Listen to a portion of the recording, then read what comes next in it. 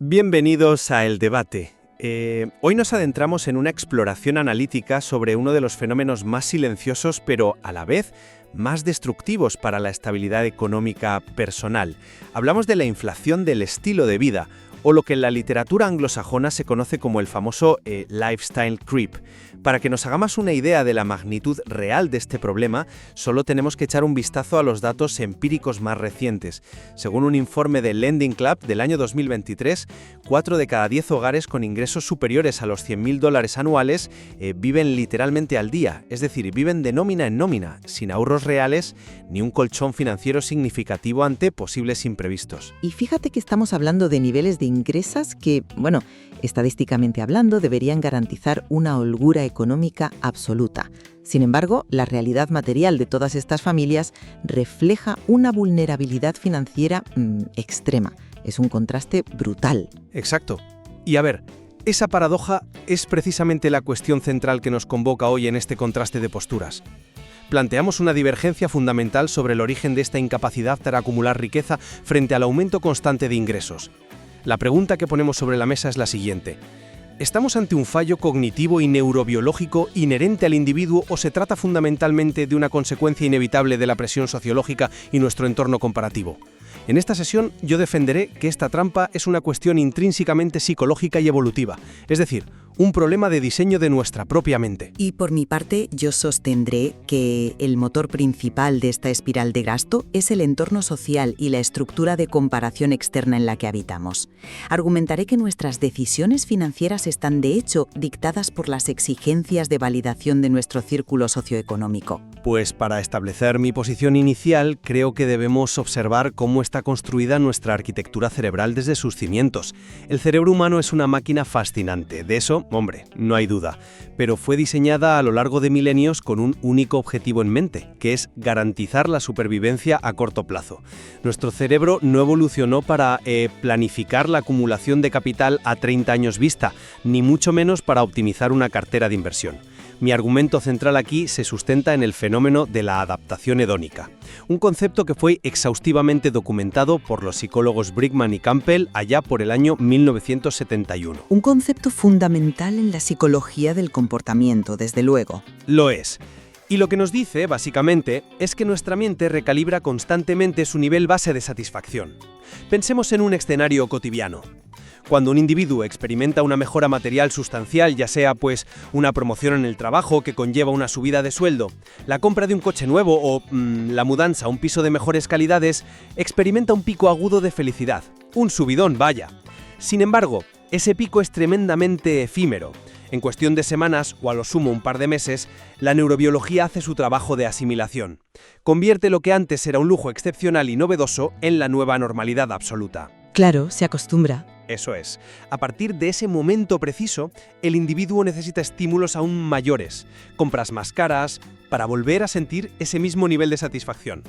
Por lo tanto, yo planteo que la inflación del estilo de vida no es una simple falta de disciplina moral o financiera. Es un autosabotaje interno inevitable, a menos que se intervenga activamente contra nuestra propia neurobiología. A ver, es una exposición muy precisa sobre nuestra biología y te concedo totalmente que la adaptación hedónica es un mecanismo real, pero yo abordo este fenómeno desde otro ángulo, porque esos mecanismos cerebrales que mencionas no operan en el vacío. No somos cerebros metidos en cubetas de laboratorio. Esos picos de adaptación se activan como respuesta directa a estímulos externos, concretamente a lo que podríamos denominar el espejo social. Mi postura hoy se fundamenta en la teoría de la comparación social que articuló el psicólogo Leon Festinger en 1954. A la incapacidad de ahorrar, por ejemplo, un aumento de sueldo. Pues de una manera muy directa. Festinger demostró que los seres humanos carecemos de medidas objetivas y absolutas para evaluar nuestro propio éxito o nuestro nivel de bienestar. Como no tenemos un medidor interno que nos diga algo así como «ya tienes suficiente», recurrimos a evaluar nuestra posición en relación con los demás. Es decir, cuando una persona recibe ese aumento de sueldo sustancial del que hablabas hace un momento, no solo cambian los números en su cuenta bancaria, inevitablemente cambia su grupo de referencia socioeconómico. Empieza a alternar con compañeros que tienen, otro nivel de vida. Ya, el nuevo círculo. Exacto. El entorno, y no la biología aislada, es el verdadero arquitecto de esta espiral. Las decisiones que al individuo le parecen, digamos, razonables en ese momento, como mudarse a un barrio supuestamente mejor, renovar su vestuario para ir a la oficina o elegir restaurantes de otro nivel para el ocio del fin de semana, no nacen de un impulso puramente biológico hacia el placer. Nacen de las nuevas expectativas y de las normas tácitas que dicta el círculo social al que ahora siente que pertenece. Ignorar la enorme fuerza gravitatoria de la sociología es, a mi juicio, malinterpretar la raíz de por qué gastamos lo que gastamos. Entiendo por dónde vas. Y, a ver, la influencia del grupo es innegable. Pero permíteme ofrecerte una perspectiva distinta sobre cuál es el verdadero detonante fisiológico de este ciclo de consumo. Si analizamos la investigación pionera del neurocientífico Wolfram Schultz en la década de los 90, descubrimos un mecanismo interno que es absolutamente devastador para nuestras finanzas y que actúa mucho antes siquiera de que el entorno social pueda opinar. ¿Te refieres a sus estudios sobre el circuito de recompensa y la dopamina, supongo? Exactamente. Schultz demostró algo bastante contraintuitivo. Todos asumimos que la dopamina, que es nuestro principal neurotransmisor asociado al placer y la motivación, alcanza su punto máximo cuando conseguimos lo que queremos, cuando compramos el objeto. Pero resulta que no es así. Alcanza su pico durante la fase de anticipación. Es decir, el cerebro libera muchísima más dopamina mientras el individuo está en su casa, a solas, configurando las opciones de un coche nuevo en el ordenador, eligiendo el color de la tapicería o mirando escaparates virtuales, que cuando lleva un mes conduciendo ese mismo vehículo en los atascos de la mañana. Esto genera una verdadera cinta de correr hedónica en el interior del cráneo. La persona busca constantemente la siguiente compra porque se ha vuelto adicta a esa anticipación química. La necesidad de gastar ese dinero extra del aumento salarial está impulsada por un imperativo biológico imperioso de buscar la siguiente inyección de dopamina, independientemente de quién esté mirando. El individuo no necesita al vecino para desear la anticipación. A ver, te concedo que la neuroquímica funciona exactamente así. El pico de dopamina en la anticipación es un hecho científico irrefutable. Pero, sinceramente, no termino de verlo claro como el origen del problema, y te explico por qué. Hablas de esa cinta de correr hedónica como si el individuo estuviera en un laboratorio, aislado del mundo, recibiendo estímulos neutros. Pero en la vida real, el detonante de esa anticipación viene dictado por el entorno, por lo que en sociología y historia conocemos como el efecto Diderot. Basado en el ensayo del filósofo Denis Diderot de 1769. Ese mismo. Y es un concepto que ilustra perfectamente la tiranía de la coherencia social, siglos antes de que supiéramos qué era la dopamina. Diderot cuenta en su ensayo cómo recibió como regalo una elegante y carísima bata escarlata. Al ponérsela en su estudio habitual, de repente notó que su viejo escritorio de madera desentonaba, parecía pobre en comparación con su nueva prenda. Así que lo cambió. Luego, al cambiar el escritorio, la silla parecía fuera de lugar. La cambió también. Luego los tapices. Una sola compra inicial desencadenó una cascada de gastos automáticos porque el entorno material y social exige coherencia de estatus. Y hoy en día, en pleno siglo XXI, ocurre exactamente lo mismo, pero a una velocidad mucho mayor. Pero, ¿te refieres a la tecnología o al consumo en general? A todo, a todo. Pensemos en algo cotidiano. Alguien recibe ese ascenso del que hablábamos. Se compra el smartphone de última generación, el modelo más caro. De inmediato siente que sus viejos auriculares con cable desentonan con el nuevo teléfono, así que, claro, necesita los auriculares inalámbricos premium. Luego una funda de diseñador, luego el reloj inteligente que sea compatible con todo ese ecosistema. Esa supuesta anticipación dopaminérgica de la que hablas está completamente subordinada a una necesidad externa. Es la necesidad de que los objetos y la apariencia general estén a la altura de la nueva identidad que se proyecta hacia los demás. La química cerebral es solo el mensajero. El mensaje real lo dicta la sociedad. Es un punto interesante, y reconozco que el efecto cascada existe, sin duda. Sin embargo, yo lo plantearía de otra forma, fijándome en cómo el individuo procesa internamente la información económica, que es donde verdaderamente ocurre el colapso financiero. Fíjate, La ilusión de la riqueza no proviene de que los tapices combinen con la bata de Diderot, sino de un defecto estructural en nuestra forma de categorizar los recursos. Me refiero a lo que Richard Thaler, Premio Nobel de Economía en 2017, bautizó como la contabilidad mental. Ah, sí, la tendencia a tratar el dinero de forma diferente según su procedencia. Justo eso. Desde un punto de vista estrictamente racional y matemático, un euro tiene exactamente el mismo valor independientemente de cómo haya llegado a tu bolsillo. Sin embargo, Thaler demostró que las personas crean diferentes cuentas mentales ficticias en su cabeza. El salario base de todos los meses se percibe como, digamos, dinero serio. Un dinero destinado a pagar la hipoteca, las facturas, los gastos corrientes, la supervivencia. Pero, ¿qué pasa cuando llega un aumento de sueldo, un bono anual por objetivos o incluso una devolución de Hacienda? La mente lo reclasifica inmediatamente en otra categoría. Lo etiqueta como dinero de bolsillo o dinero de juego, un dinero extra que es muchísimo más susceptible a ser dilapidado en lujos que jamás se habrían pagado con el salario base. Es decir, lo tratan como si fuera dinero del Monopoly, aunque tenga el mismo poder adquisitivo. Exacto. Y esta irracionalidad matemática interna es la que explica el contraste demoledor que vemos en la evidencia de los datos de nuestro material. Te pongo las cifras sobre la mesa. Imagina una persona que gana 50.000 euros al año, pero que tiene la disciplina interna o la configuración mental para ahorrar un 15% constante. Esa persona genera 7.500 euros anuales de ahorro. Por el contrario, un individuo que gana más del doble, unos 120.000 euros, pero que es presa de esta falsa contabilidad mental, al percibir sus altos ingresos como un flujo inagotable de dinero extra, apenas ahorra un 3%, retiene solo 3.600 euros. Quien gana 50.000 acumula más del doble de patrimonio real que quien gana 120.000. Esto demuestra que es un fracaso puramente cognitivo. Es un error de procesamiento interno que distorsiona nuestro horizonte financiero mucho más allá de lo que opinen los vecinos. Hombre, es una comparativa matemática brutal, te lo reconozco. Pero, ¿no crees que esa irracionalidad en la contabilidad mental de la que habla Thaler tiene un motivo de fondo mucho más sociológico?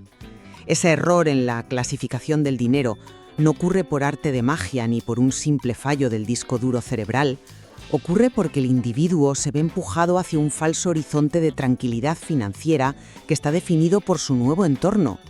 Hay un estudio de la Universidad de Harvard, llevado a cabo por Michael Norton y Elizabeth Dunn, que me parece sumamente revelador al respecto. El estudio sobre las percepciones de riqueza, si no me equivoco. Sí, ese mismo. Entrevistaron a miles de personas situadas en muy distintos estratos socioeconómicos y les hicieron una pregunta extremadamente directa. Les preguntaron, ¿cuánto necesitarías ganar para sentirte financieramente cómodo? Los resultados fueron francamente demoledores para la teoría de la racionalidad interna. No importaba si el individuo ganaba 40.000, 100.000 o $500,000 al año. Prácticamente todos, en todos los tramos, declararon necesitar sistemáticamente entre un 20 y un 30% más de sus ingresos actuales para alcanzar esa supuesta tranquilidad. Lo cual confirmaría mi punto, que la adaptación hedónica nos hace insaciables internamente. O confirma que la meta se mueve porque la sociedad la empuja. Esto desmiente la idea de que sea un simple fallo de contabilidad interna, que se pueda corregir con una buena hoja de cálculo. Y esto lo confirman los macrodatos a nivel estructural. Si observamos la Survey of Consumer Finances del año 2022, elaborada por la Reserva Federal, vemos algo fascinante. La tasa de ahorro mediana apenas muestra variaciones significativas entre los individuos que están en el percentil 60 de ingresos y los que están en el percentil 80. Debería haber una diferencia abismal en su capacidad de ahorro, pero no la hay. El que gana mucho más, gasta mucho más, sencillamente porque sus homólogos sociales, su nuevo vecindario, su nuevo club, también lo hacen. La ilusión de riqueza de la que hablabas no es un fallo contable. Es un espejismo proyectado por la presión constante de no quedarse atrás respecto al grupo de pares. Bueno, no me convence del todo esa línea de razonamiento como diagnóstico final. Y te diré por qué. Si aceptáramos que el entorno social y esa inercia del grupo dictan inevitablemente nuestro comportamiento, estaríamos cayendo en un determinismo fatalista.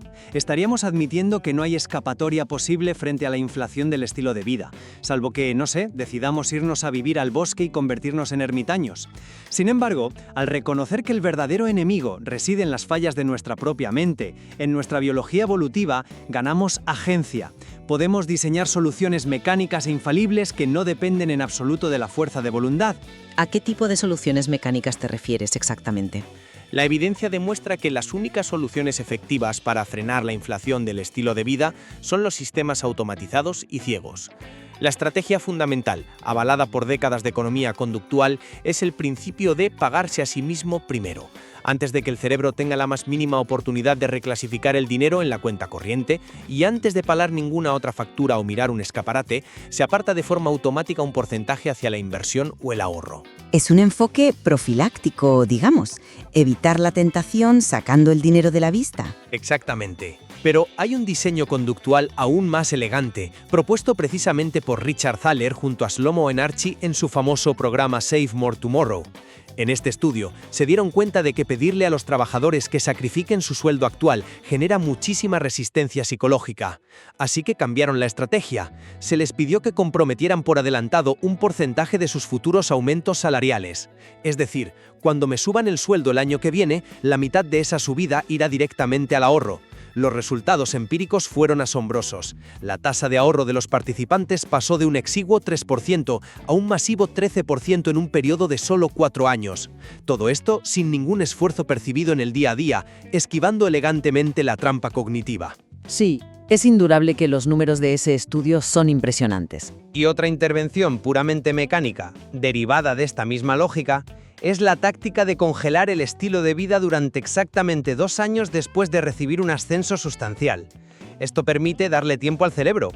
Al limitar artificialmente su acceso a la dopamina del gasto descontrolado, obligamos a nuestra biología a acostumbrarse a los nuevos ingresos sin recalibrar sus exigencias materiales. Cortamos de raíz el autosabotaje simplemente quitándole a la mente el control del volante. A ver, yo reconozco la innegable elegancia técnica de sistemas automatizados como Save More Tomorrow. Sobre el papel y en el corto plazo funcionan. Pero yo lo abordo desde otro ángulo. Estoy segura de que este tipo de andamiajes financieros son estructuras sumamente frágiles si no nos detenemos a atender la raíz sociológica del problema. Puedes automatizar religiosamente el 10% de tu próximo aumento salarial, puedes programar transferencias ciegas, pero si tu entorno te presiona, el sistema colapsará. Si tus nuevos colegas de la oficina empiezan a organizar vacaciones conjuntas en destinos exclusivos, o si tus vecinos en esa nueva urbanización matriculan a sus hijos en colegios con cuotas exorbitantes, la fricción social será insoportable. Eventualmente la presión encontrará una grieta. Entrarás en la aplicación del banco y justificarás racionalmente por qué debes desactivar o al menos reducir ese ahorro automático este mes y luego el siguiente. La presión externa siempre derribará un sistema puramente mecánico si los valores y las prioridades sociales subyacentes del individuo no han cambiado previamente. Ya, pero entonces, ¿cuál es tu alternativa? Porque cambiar la inercia de toda la sociedad parece una tarea inabarcable para un solo individuo. Es que no se trata de cambiar a la sociedad, se trata de cambiar tu posición relativa respecto a ella. La estrategia más profunda, el verdadero antídoto a largo plazo contra la inflación del estilo de vida, requiere una reevaluación frontal y valiente de tu propio grupo de referencia. Implica un esfuerzo sumamente consciente por cambiar la métrica con la que mides el éxito. El individuo debe dejar de utilizar el espejo social del prójimo, o peor aún, el escaparate distorsionado de los medios y redes sociales para medir su progreso vital. La verdadera barrera de defensa consiste en compararse única y exclusivamente con el yo de hace 5 años. Esa es la intervención necesaria. Una métrica interna frente a una externa. Exactamente. Las preguntas que uno debe hacerse no son sobre qué coche conduce el vecino. Las preguntas deben ser del tipo: ¿posee usted más tranquilidad ahora que hace un lustro? ¿Duerme mejor por las noches al saberse libre de deudas asfixiantes? Esa debe ser la métrica fundamental, sustituyendo el consumo visible, ostentoso e inmediato por la paz mental invisible.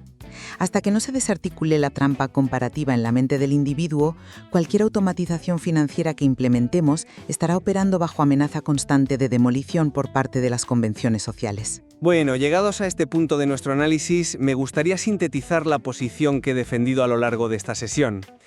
Esta incapacidad casi sistémica de la que hablamos para acumular riqueza a medida que aumentan los ingresos demostrada por esa sorprendente y alarmante cantidad de personas de altos ingresos que viven al día, según el informe del Lending Club, se explica de la manera más sólida a través de la falibilidad de nuestra propia biología humana. Estoy convencido de que estamos condicionados por una arquitectura evolutiva que privilegia abrumadoramente el presente.